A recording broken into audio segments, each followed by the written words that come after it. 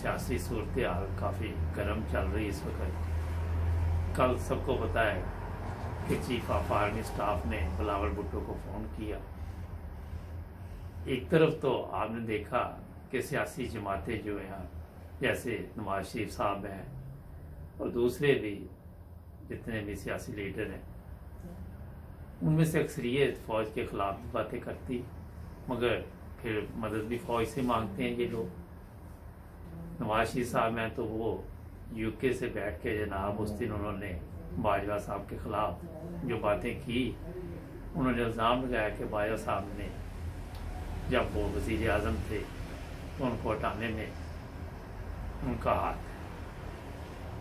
एक तरफ ये लोग कहते हैं जी बगैर फ़ौज के हम बात नहीं करेंगे। अब सोचने की बात ये है कि ये भी चाहते कि फ़ौज किसी काम में दखल ना दे और ये भी चाहते कि जब इनको मसला बने तो फिर फ़ौज इनकी मदद भी करे। अगर नवाज शरीफ साहब के दामाद की गिरफ्तारी हो भी गई थी, फिर छोड़ भी दिया, इतना बड़ा कोई मसला नहीं था। कल मैंने एक बंदे से बात की, 22 साल वो बेगुनाह जेल में पड़ा था पाकिस्तान, और उसका कहना यह था कि मुझे सज़ाए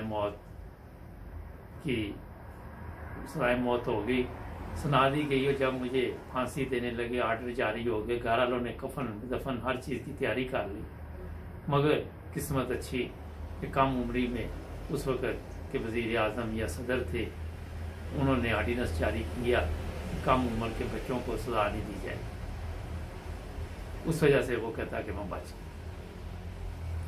जब उससे ये बातचीत हुई तो उसका कहना था जनाब कि बेगुनाह लोग जेलों में पड़े हुए और कोई उनको पूछने वाला नहीं। ये भी उसने बताया कि एक मेरा साथी है जो 28-29 साल से जेल में पड़ा हुआ है और किसी को पता नहीं कि उसका मुकदमा कहाँ चल रहा है, क्या हो रहा है।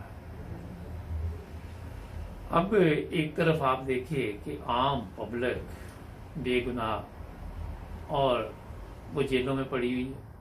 दूसरी तरफ अगर किसी बड़े आदमी को गिरफ्तार कर लिया जाए तो चीफ ऑफ आर्मी स्टाफ का फ़ोन आ जाता है। कभी ये अफवाहें भी चल रही होती हैं कि आईजी से इनको अगवा कर लिया गया है। पाकिस्तान में आप देखिए, जब तक अमीर और गरीब को जो भी पाकिस्तान के कवानीन हैं उसके मुताबिक सज़ा नहीं मिलेगी, आप किस तरह पाकिस्तान की हालत दुरुस्त कर सकते हैं? किस तरह पाकिस्तान में इंसाफ मिल सकता है? हर चीज़ में आपने देखा कि गरीब को ही कुर्बानी देनी पड़ती है। अमीर के लिए जेल भी पिकनिक, मैंने कई दफ़ा आपको बताया। दूसरी बात ये है कि जहाँ तक मेरा ख्याल है, चीफ ऑफ आर्मी स्टाफ का इसलिए फ़ोन किया कि ये सब इकट्ठे बैठे हुए इस वक्त इमरान खान के हुकूमत के ख़िलाफ़। हो सकता है कि चीफ ऑफ आर्मी स्टाफ ने ये सोचा कि हालात ज़्यादा ख़राब ना हो, क्योंकि जब तक आप देखेंगे कुछ ना कुछ गड़बड़ नहीं होगी, ये लोग आराम से नहीं बैठेंगे। मकसद ये बात करने का नाज़रीन कि पाकिस्तान में जब तक अदालतें, पुलिस और दूसरे इदारे अपनी जिम्मेदारी अदा नहीं करेंगे, उस वक़्त तक ना तो पाकिस्तान तरक्की कर सकता है और ना ही वहाँ पे हालात बेहतर हो सकते।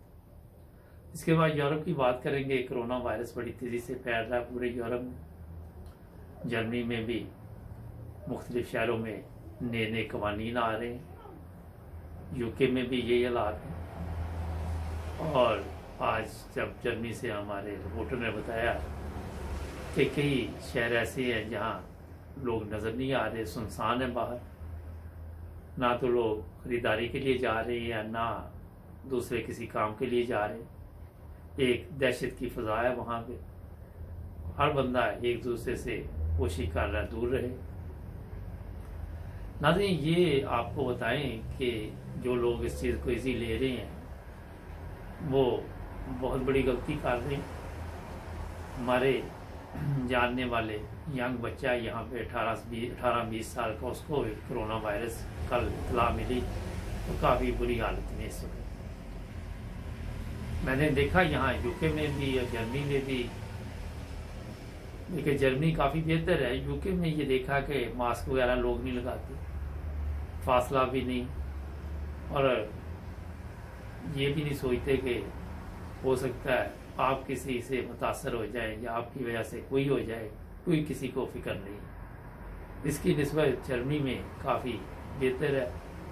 وہاں جو دیکھا گیا لوگ احتیاط کر رہے ہیں، قوانین بھی وہاں سخت ہیں، پولیس جرمانے بھی کرتی ہے، اور جناب اسی وجہ سے وہاں آپ نے دیکھا کہ اموات بھی بہت کم ہوئی، UK میں زیادہ ہوئی اور روزانہ ہو رہی ہے.